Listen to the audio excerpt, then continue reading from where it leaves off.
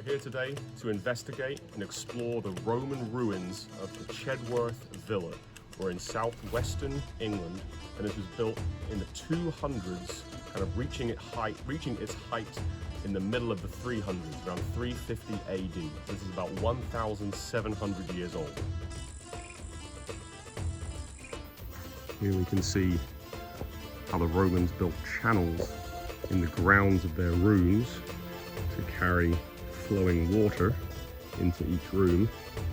And then in this next room, all of these pillars would have had a floor built on top of it and hot air channeled underneath it as a source of central heating. This is a Roman sauna, a Roman steam room spa. Look at these beautiful mosaics on the ground. Original, from 1,700 years ago.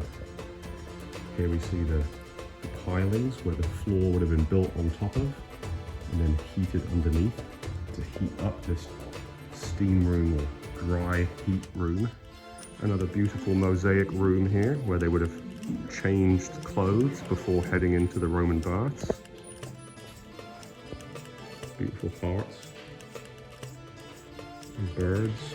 And then when you get too hot in the hot room, you'll come over here to the cold plunge bath.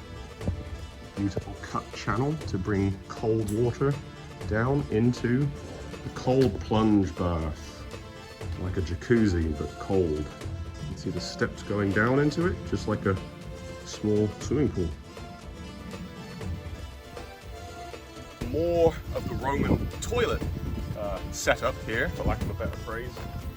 They would have sat on benches like this, communal benches, used a sponge like this to wipe their bottom underneath, and sat in a row. And you can kind of see a possible arrangement here where the sewage would have flowed out through this. And again, even though this sounds quite disgusting to us today, this was quite remarkable and advanced for its time period. The channeling of water and sophistication of the sewage technology. Mosaic we're standing on top of, but not actually walking on top of.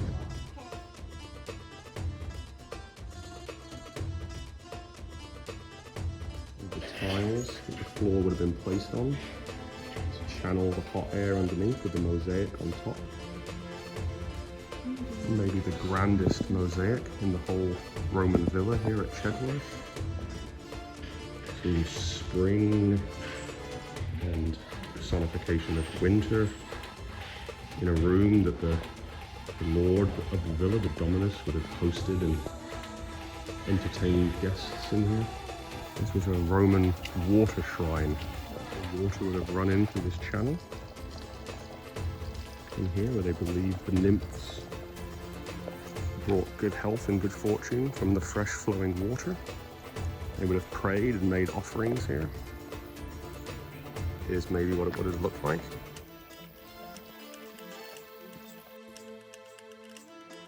You can just imagine cooking in these kitchens and looking out across this grand villa in this little valley, growing crops down there to feed the people who lived here 1,700 years ago.